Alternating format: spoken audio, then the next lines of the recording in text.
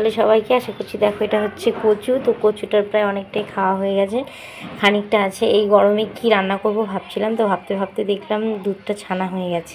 ছানা হয়ে গেছে বলে যে দুধটা এখানে ছানা করে নিয়েছি। তো আজকে কচু দিয়ে ছানার ডালনা করব। তো দেখো কচুগুলো বেশ সুন্দর টুকরো করে কেটে নিয়েছি আমি, দেখো। আর একটা কাঁচকলা ছিল, সেটাও দিয়ে দিয়েছি। তো দেখো এখানে কড়াইটা বসিয়ে দিয়েছি, কড়াইটাও বেশ গরম হয়ে গেছে। কড়াইতে দিয়ে দিলাম তেল, আর এখানে জলটাকে পাল্টে আবারও জলের মধ্যে কাঁচকলাটাকে একটুখানি, একটা কাঁচকলা আছে ডুবিয়ে রেখেছি। আর দেখো কচুগুলো কি সুন্দর করে টুকরো করে নিয়েছি। তো কচু দিয়ে ছানা ডালনা বানাবো নিরামিষ করে, খুব কম তেল মশলায়। তো সঙ্গে থাকো, পুরো ভিডিওটা দেখতে থাকো। এই গরমে এইভাবে ছানার ডালনা কচু দিয়ে খেতে কিন্তু দারুণ লাগে। তো দেখো এখানে আমি একটুখানি আটা দিয়ে দিলাম। আটা না দিলে না এই বড়াটা করতে একটু প্রবলেম হয়, আটার পরিমাণটা একটু কম দিলে মানে ভালো লাগে খেতে আর কি। তো এই ছানার ডালনাটা আমার মা ছোটোবেলায় খুব করে করে আমাদের খাওয়াতো। তো আমি এখন শ্বশুরবাড়িতে এসে এখানেও করছি। তো তোমাদের দাদাভাই খুব একটা যে মানে অপছন্দ করে তাও না, আবার খুব একটা পছন্দ করে তাও না, কিন্তু এটা খেতে কিন্তু দারুণ লাগে। যারা নিরামিষ খেতে পছন্দ করো তাদের আশা করি প্রত্যেকেরই ভালো লাগবে।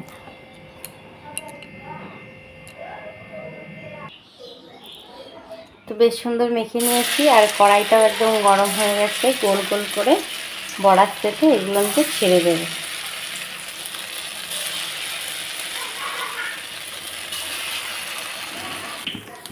তো দেখো ভালোভাবে উল্টে পাল্টা ভেজে নিচ্ছি, যেহেতু আগে আমি এটাকে দিয়েছিলাম তাই আগে ওগুলো বেশি একটু লাল হয়ে গেছে, আর পরে এগুলো উল্টে পাল্টে দিচ্ছি। একটু কম বেশি ছাড়তে হলে, ছানাটা খুব নরম বড্ড, আর এটা দিলেও একটু তেল ছাড়ে। আর আটার পরিমাণটা যদি বেশি হয় তাহলে অত নরম হয় না, কিন্তু আটার পরিমাণটা একটু কম হলে একটু খুব নরম আর খেতে দারুণ হয়। দেখো কথা বলতে বলতে এই বড়াগুলো ভাজা হয়ে গেছে, নামিয়ে নিয়ে আর পরে এগুলো ছেড়ে দিলাম। এখন মশলার মধ্যে আমি নিরামিষ মশলা নেব, মানে আদা বাটা, জিরা বাটা, লঙ্কা বাটা। তো বড়াটা হতে হতে আমি মশলাটা পেস্ট করে নিয়ে আসি। তো এই বড়াগুলোও বেশ সুন্দর লাল হয়ে গেছে, বেশিক্ষণ রেখে যাওয়া যাবে না, তাই পুরো মশলাটা পেস্ট করা হলো না আর কি। তো যাই হোক ওই বড়াগুলো নামিয়ে নিচ্ছি। চাইলে কচু আলুটাকে আগে ভেজে নিতে পারো, তো আমি ভাজছি না, একবারই ফোড়নে দিচ্ছি। তো এতেও কিন্তু টেস্টটা কমে যাবে না, দারুণ হবে খেতে। তো দেখো জিরা আর তেজপাতাটা বেশ সুন্দর কালো হয়ে এসছে। এখন আমি এই যে টুকরো করে কেটে রেখেছি আর অল্প কিছু কাঁচা ছিল সেটাও দিয়ে দিয়েছি, আর আলু দিয়েছি। এইভাবে নিরামিষ দিনে খেতেও কিন্তু ভালো লাগবে বেশ।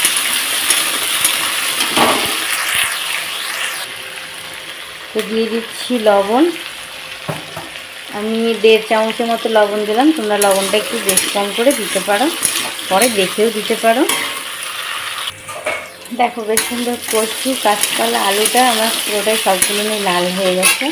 আর এদিকে বড়াগুলো সুন্দর করে ভেজে নিয়েছি, তেজপাতাটা চলে এসেছে। আর এখানে আদা বাটা, হালকা জিরে বাটা আর একটু কাঁচা লঙ্কা বাটা নিয়ে নিয়েছি।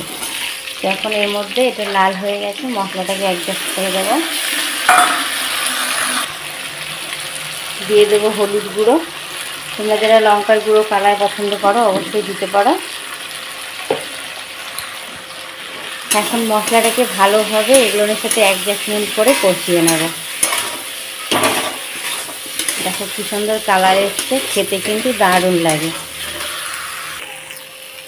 হালকা একটু পরিমাণ জল দিয়ে দিচ্ছি, তোমরা চাইলে জলটাকে স্কিপ করতে পারো, এমনিও কষাতে পারো। জলটা দিয়ে হালকা একটু কষিয়ে নেব। দেখো দেখতে কিন্তু কালারটা বেশ সুন্দর এসছে, যদি লঙ্কার গুঁড়ো দাও আরও কালারটা বেশ আসবে।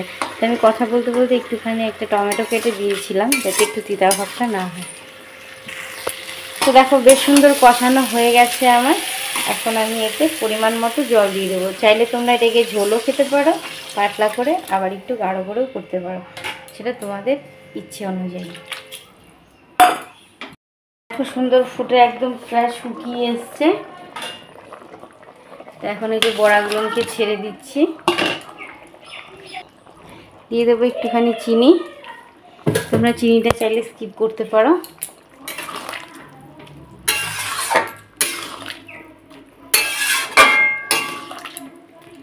তো এইটুকু ঝোল আমি রাখবো আর কি। দিয়ে দেবো 1 ফোঁটা গরম মশলার গুঁড়ো।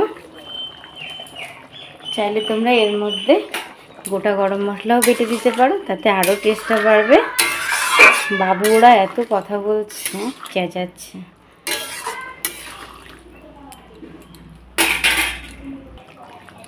দিয়ে দেবো ঘি।